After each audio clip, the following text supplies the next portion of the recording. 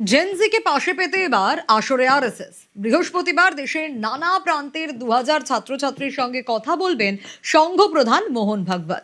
2021 সালের পর এই প্রথমবার এত বড় মঞ্চে পড়ুয়াদের সঙ্গে সরাসরি কথা বলবেন সংঘ প্রধান। বর্তমান পরিস্থিতিতে যা তাৎপর্যপূর্ণ বলেই মনে করছেন অনেকে।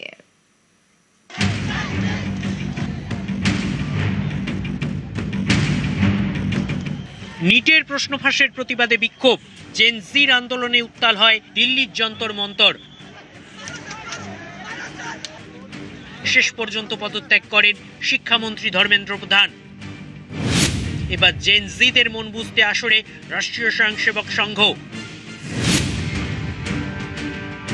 जेनजी अच्छी रहती है, वो अनुकरणशील रहती है, इमोशनल रहती है, बहुत ठंडे दिमाग से विचार नहीं करती है। মন বুঝতে হবে জেনজির, এই বার্তা আগেই দিয়েছিলেন মোহন ভাগবত। এবার তিনি নিজে কথা বলবেন 15 থেকে 19 বছরের 2000 পড়ুয়ার সঙ্গে। বৃহস্পতিবার মুম্বাইয়ে অনুষ্ঠান, উদ্যোক্তা India's international movement two unite Nations. দেশের 100 শহরের ছাত্রছাত্রীদের সঙ্গে সরাসরি কথা বলবেন সংঘ প্রধান। 2021 সালের পর ফের এত বড় মঞ্চে ছাত্রছাত্রীদের সঙ্গে সরাসরি আলাপচারিতা। আজকের প্রজন্মের সামনে প্রযুক্তি বেশি এসেছে, তথ্য বেশি এসেছে, টেকনোলজি এবং ইনফরমেশন বেশি আছে, সেই সঙ্গে সঙ্গে চ্যালেঞ্জও বেশি আছে। তাই দেশের উন্নয়নের জন্য অবশ্যই এই ধরনের পারস্পরিক বোঝাপড়া এবং তাদের প্রয়োজন, তাদের ভাবনা, তারা কিভাবে দেশের জন্য ভাবে সেটা বোঝা উচিত। পূজনীয় সরসংঘচালকজির এই যে কার্যক্রম, সেটা দেশের জন্য অত্যন্ত গুরুত্বপূর্ণ পদক্ষেপ। প্রত্যেক পক্ষই পৌঁছানোর চেষ্টা করছে জেনজির কাছে, এবং যে বার্তা মোহন ভাগবত ঠিক ধর্মেন্দ্র প্রধান ইস্তফা দেওয়ার আগে বলেছে যে এদেরকে বোঝাতে হবে, এদের ইমোশনকে বুঝতে হবে, এদেরকে নির্দেশ আদেশ বা ডিকটেট করলে চলবে না। আর যেহেতু 2029-এর ভোট ব্যাংক যদি দেখা যায়, সেখানেও এরা বড় ফ্যাক্টর হচ্ছে। আমরা দেখতে পাচ্ছি যে সব পক্ষই, অর্থাৎ বিজেপির তরফ থেকেও আমরা যেরকম দেখতে পাচ্ছি তারা জেনজির কাছে পৌঁছে যাচ্ছে, স্বয়ং প্রধানমন্ত্রী পৌঁছে যাচ্ছেন।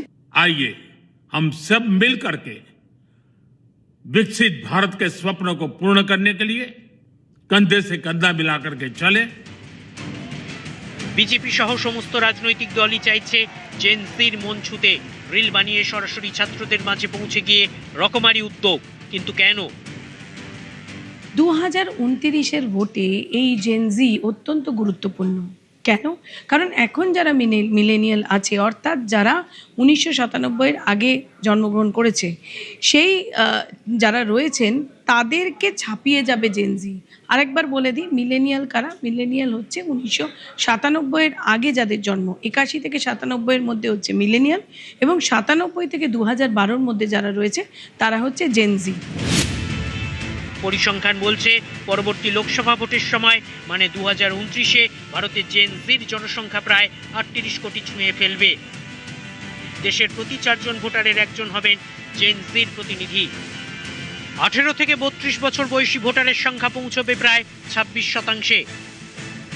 যাঁরা দেশের ভবিষ্যৎ, দেশ পরিচালনায় তাঁদের সঙ্গে নিয়ে চলতে চায় সংঘ। নিউজ 18 বাংলা।